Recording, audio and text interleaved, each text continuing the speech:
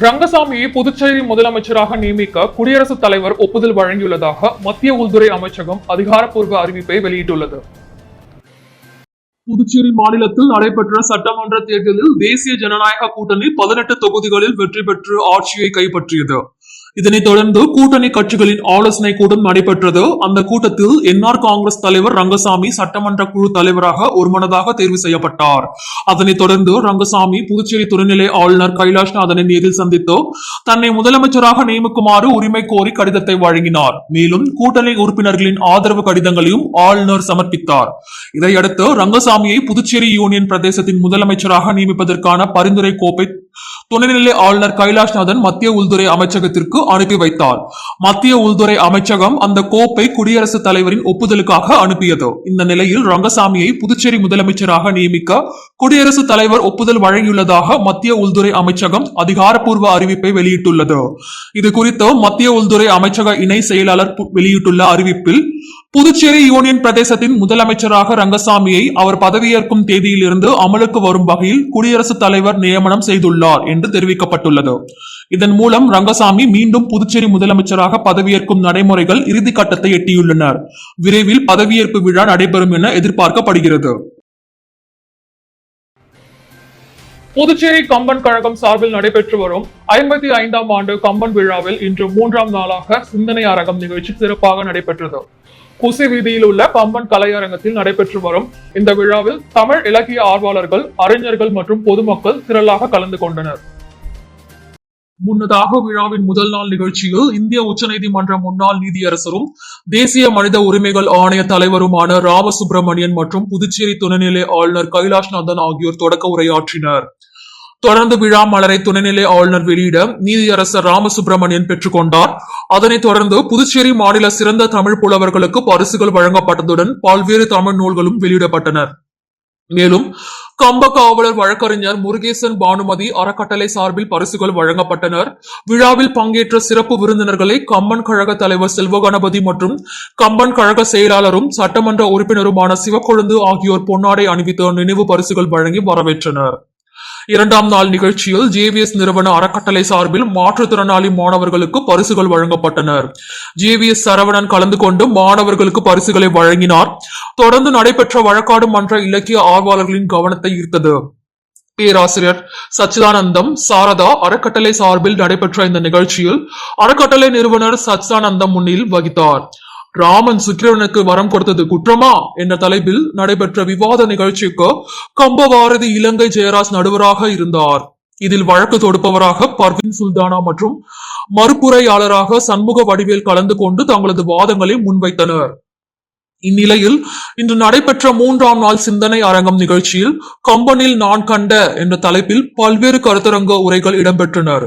நிகழ்ச்சிக்கு கம்பன் இசையமுதுவாக மருத்துவர் குணவதி மற்றும் அறக்கட்டளை பொறுப்பாளர் ஆளவந்தார் சித்தன் முன்னிலையில் வகித்தனர். கம்பபாரதி இலங்கை ஜெயராஜ் தலைமையில் நடைபெற்ற சிந்தனை அரங்கில் கடமை என்ற தலைப்பில் பாரதி கிருஷ்ணகுமார், தொண்டு என்ற தலைப்பில் அப்துல் காதர், ஒழுக்கம் என்ற தலைப்பில் சுமதி ஆகியோர் உரையாற்றினர். இந்த நிகழ்ச்சியில் வி.பி. ராமலிங்கம், சப்தகிரி அறக்கட்டளை பொறுப்பாளர் வி.பி.எஸ். ரமேஷ்குமார், கம்பன் கழக நிர்வாகிகள், தமிழ் அறிஞர்கள் மற்றும் ஏராளமான இலக்கிய ஆர்வலர்கள் கலந்து கொண்டு விழாவை சிறப்பித்தனர். லாஸ்பேட்டை தொகுதியில் மழையால் ஏற்பட்ட பள்ளத்தை சரி செய்து கொடுத்த சப்தகிரி அறக்கட்டளை நிர்வாகிகளுக்கு பொதுமக்கள் நன்றி தெரிவித்தனர். லாசுப்பேட்டை சட்டமன்ற தொகுதியில் முக்கிய பிரதான சாலைகளில் நேற்று பெய்த கனமழையால் திடீர் பள்ளம் ஏற்பட்டது. இந்த தகவலின்படி உடனடி நடவடிக்கை எடுக்கும் விதமாக லாசுப்பேட்டை சட்டமன்ற உறுப்பினர் சப்தகிரி வி.பி. சிவக்கொழுந்து மற்றும் ஸ்ரீ சப்தகிரி அறக்கட்டளையின் பொறுப்பாளர் சப்தகிரி வி.பி.எஸ். ரமேஷ்குமார் அறிவுறுத்தலின்படி ஸ்ரீ சப்தகிரி அறக்கட்டளையின் நிர்வாகிகள் சாலையில் ஏற்பட்ட பள்ளங்களை சரி செய்தனர்.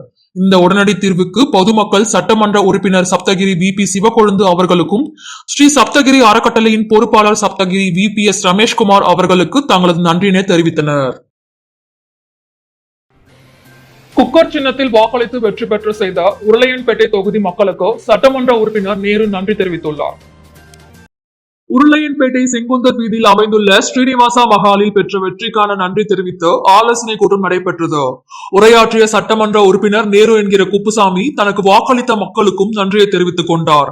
மேலும் கடந்த காலங்களில் நடந்த மக்கள் பணிகள் அனைத்தும் இன்னும் சிறப்பாகவும் வேகமாகவும் நடைபெறும் என உறுதியளித்தார்.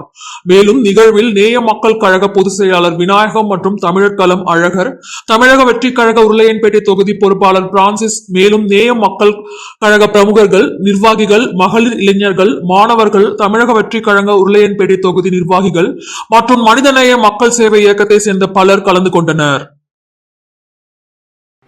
புதுச்சேரி அமலோற்பவம் மேல்நிலைப் பள்ளி +2 பொதுத் தேர்வில் 31வது ஆண்டாக 100% தேர்ச்சி பெற்றுள்ளதை அடுத்து ஆசிரியர்கள் மற்றும் மாணவர்களை பள்ளி முதல்நிலை முதல்வர் லூர்துசாமி பாராட்டினார். இது குறித்து பள்ளி முதல்வர் கூறும் பொழுது, எங்கள் பள்ளியில் +2 தேர்வு எழுதி 832 மாணவர்களும் தேர்ச்சி பெற்று பள்ளிக்கு பெருமை சேர்த்துள்ளனர். மாணவர்கள் கடின உழைப்பு, ஆசிரியர்களின் அர்ப்பணிப்பே இதற்கு முதன்மை காரணம். பள்ளி மாணவர்களின் சாதனையை அங்கீகரிக்கும் விதமாக அதிக மதிப்பெண்கள் பெற்ற முதல் 3 மாணவர்களுக்கு தங்க நாணயங்கள் பரிசாக வழங்கப்படுகிறது. மாணவி சஜன்யா 600க்கு 597 மதிப்பெண்கள் பெற்று முதலிடம் பிடித்தார். இவருக்கு 3 கிராம் தங்க நாணயம் பரிசாக வழங்கப்படுகிறது. மதுமிதா 591 மதிப்பெண்களுடன் 2ஆம் இடம் பெற்று 2 கிராம் தங்க நாணயம் பெறுகிறார். மாணவன் ஜான் எபினேன்சர் 589 மதிப்பெண்கள் பெற்று 3ஆம் இடம் பிடித்து 1 கிராம் தங்க நாணயம் பெறுகிறார். 571 மாணவர்கள் 75% மேல் மதிப்பெண்களை பெற்றுள்ளனர். 248 மாணவர்கள் முதல் வகுப்பில் தேர்ச்சி பெற்றுள்ளனர். பல்வேறு பாடங்களில் 100க்கு 100 மதிப்பெண்களை 119 மாணவர்கள் பெற்று பள்ளிக்கு பெருமை சேர்த்துள்ளனர். 500 மதிப்பெண்களுக்கு மேல் 277 மாணவர்களும் 550 மதிப்பெண்களுக்கு மேல் 63 மாணவர்களும் பெற்றுள்ளனர். 100க்கு 100 மதிப்பெண் மட்டுமின்றி 90% மதிப்பெண்ணிற்கு மேல் எங்கள் பள்ளி அதிக மதிப்பெண் எடுத்துள்ளனர். 90%ற்கு தமிழ் பாடத்தில் 197 பேர், பிரெஞ்சு 286, ஆங்கிலம் 264, இயற்பியல் 28, வேதியியல் 68, உயிரியல் 78, கணிதம் 53, கம்ப்யூட்டர் சயின்ஸ் 228, பொருளியல் 21, வணிகவியல் 35, கணக்கு பதிவியல் 40, வணிக கணிதம் 10, கணிப்பொறி பயன்பாடு 31 மாணவர்கள் மதிப்பெண் எடுத்து அசத்தியுள்ளனர் என்றனர். தமிழக முதல்வராக தாவேகா தலைவர் விஜய் பதவியேற்பு விழா சென்னை நேரு உள்விளையாட்டு அரங்கில் நடைபெற்றது. காலை 10 மணிக்கு தான் நிகழ்வு தொடங்கியது என்றாலும் அதிகாலை முதலே நேரு ஸ்டேடியத்தை சுற்றிலும் விழா கோலம் பூண்டிருந்தது. தமிழகத்தின் புதிய முதல்வராக விஜய் இன்று பதவியேற்றுக் கொண்டார். தமிழக வெற்றி கழகத்தின் சார்பில் நடைபெற்ற இந்த பிரம்மாண்ட பதவியேற்பு விழா சென்னை ஜவஹர்லால் நேரு உள்விளையாட்டரங்கு வளாகத்தில் உற்சாகமான சூழலில் நடைபெற்றது. காலை 10 மணிக்கு நிகழ்ச்சி தொடங்கும் என அறிவிக்கப்பட்டிருந்தாலும் அதிகாலை முதலே நேரு உள்விளையாட்டரங்கை சுற்றிய பகுதிகளில் விழா கோலம் பூண்டிருந்தனர். தமிழகத்தின் பல்வேறு மாவட்டங்களில் இருந்தும் ஆயிரக்கணக்கான தமிழக வெற்றி கழக தொண்டர்கள் மற்றும் ஆதரவாளர்கள் நேற்று நள்ளிரவு முதலே சென்னை நோக்கி குவிய தொடங்கினர். அதிகாலை 7 மணி முதல் நேரு ஸ்டேடியம் வளாகம் முழுவதும் கட்சி கொடிகள், துண்டு பிரச்சுரங்கள் மற்றும் முழக்கங்களால் களைகட்டியது. உற்சாகத்தில் திளைத்த தொண்டர்கள் விஜய் வாழ்க, தமிழகம் வெல்லும் என முழக்கமிட்டனர். பாதுகாப்பு ஏற்பாடுகளும் பலப்படுத்தப்பட்டிருந்தனர். காவல்துறையினர் பலத்த பாதுகாப்பு பணியில் ஈடுபட்டிருந்தனர். சரியாக காலை 10 மணிக்கு பதவியேற்பு விழா தொடங்கியது. முதலில் வந்தே மாதரம் பாடல் இசைக்கப்பட்டு அதனைத் தொடர்ந்து தேசிய கீதம் பாடப்பட்டது. பின்னர் தமிழர் பண்பாட்டை போற்றும் வகையில் தமிழ்தாய் வாழ்த்து பாடப்பட்டது. இதனைத் தொடர்ந்து தமிழக ஆளுநர் முன்னிலையில் விஜய் தமிழக முதலமைச்சராக பதவியேற்றுக் கொண்டார். ஆளுநர் அவருக்கு பதவி பிரமாணமும் ரகசிய காப்பு பிரமாணமும் செய்து வைத்தார். சி ஜோசப் விஜய் என்னும் நான் என்று தொடங்கி தனது உறுதிமொழியை விஜய் எடுத்துக்கொண்டார். அப்போது அரங்கம் முழுவதும் கரகோஷமும் கைத்தட்டலும் முழங்கினர். தொண்டர்கள் பலர் உற்சாக கண்ணீருடன் தங்களது மகிழ்ச்சியை வெளிப்படுத்தினர். இந்த விழாவில் பல்வேறு அரசியல் கட்சி தலைவர்கள், திரைப்பட பிரபலங்கள், தொழிலதிபர்கள், சமூக அமைப்புகளின் பிரதிநிதிகள் மற்றும் முக்கிய பிரமுகர்கள் கலந்து கொண்டனர். பதவியேற்பு விழாவை முன்னிட்டு சென்னை நகரம் முழுவதும் சிறப்பு அலங்காரங்கள் செய்யப்பட்டிருந்தனர். தமிழக அரசியலில் புதிய அத்தியாயமாக பார்க்கப்படும் இந்த பதவியேற்பு விழா தமிழக வெற்றி கழக தொண்டர்களிடையே மிகுந்த உற்சாகத்தையும் எதிர்பார்ப்பையும் ஏற்படுத்தியுள்ளது. பாஜக பிரமுகர் உமாசங்கரின் 1ஆம் ஆண்டு நினைவு தினத்தை ஒட்டு அன்னதானம் வழங்கி மக்கள் குறை தீர்ப்பு அலுவலகம் திறக்கப்பட்டது. புதுச்சேரி காமராஜர் நகர் தொகுதிக்குட்பட்ட கருவடிக்குப்பம் பகுதியில் பாஜக பிரமுகர் உமாசங்கரின் முதலாம் ஆண்டு நினைவு தினத்தை முன்னிட்டு அவரது உருவப்படத்திற்கு மலர் தூவி மரியாதை செலுத்தப்பட்டது. இதனைத் தொடர்ந்து அப்பகுதியில் சுமார் 2000க்கும் மேற்பட்ட பொதுமக்களுக்கு மதிய உணவு மற்றும் அன்னதானம் வழங்கப்பட்டது. மேலும் காமராஜர் நகர் தொகுதிக்கான லட்சிய ஜனநாயக கட்சி அலுவலகம் மற்றும் மக்கள் குறைதீர்ப்பு அலுவலகம் திறந்து வைக்கப்பட்டது.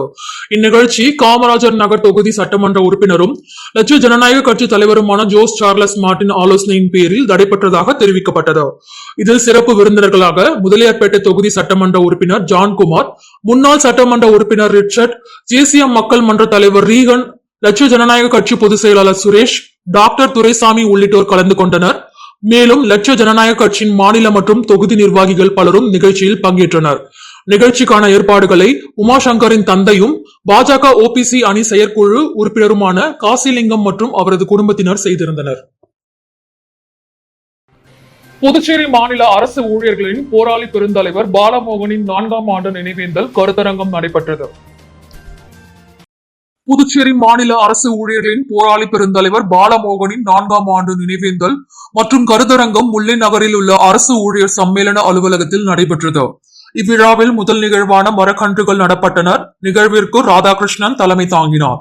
இளங்கோவன், கலிய பெருமாள், கிறிஸ்தோபர், சீதாராமன், கீதா ஆகியோர் முன்னிலை வகித்தனர். தொடர்ந்து மாலையில் அவரது சிலைக்கு அஞ்சலி செலுத்தப்பட்டது. இந்நிகழ்ச்சிக்கு ரவிச்சந்திரன் தலைமை தாங்கினார். முனுசாமி, பிரேமதாசன், வின்சென்ட் ராஜ், ஆனந்த கணபதி, ஞானசேகர், சிவஞானம், ஜவஹர் ஆகியோர் முன்னிலை வகித்தனர். தொடர்ந்து நடைபெற்ற கருத்தரங்கத்திற்கு சிறப்பு அழைப்பாளராக கலைமாமணி டாக்டர் நமச்சிவாயம் கலந்து கொண்டு அவரது உருவப்படத்திற்கு மலர் தூவி மரியாதை செலுத்தினர். மருதுவாணன் சிறப்புரையாற்றினார். வானவரம்பம் நன்றி கூறினார். இந்நிகழ்ச்சியில் ஏராளமான அரசு ஊழியர் சம்மேளனத்தினை சேர்ந்த நிர்வாகிகள் பலர் கலந்து கொண்டனர். தமிழக முதலமைச்சராக தாவேகா தலைவர் விஜய் பொறுப்பேற்றதை தொடர்ந்து மணவெளி தொகுதி தவளக்குப்பம் சந்திப்பில் சட்டமன்ற உறுப்பினர் ராமு தலைமையில் பட்டாசுகள் வெடித்து கொண்டாடப்பட்டது.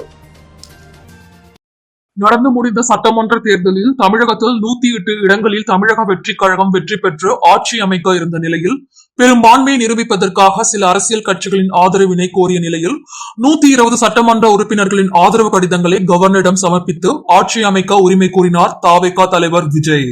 அதனைத் தொடர்ந்து தமிழ்நாடு முதலமைச்சராக தமிழக வெற்றிக் கழக தலைவர் விஜய் இன்று பதவியேற்றார்.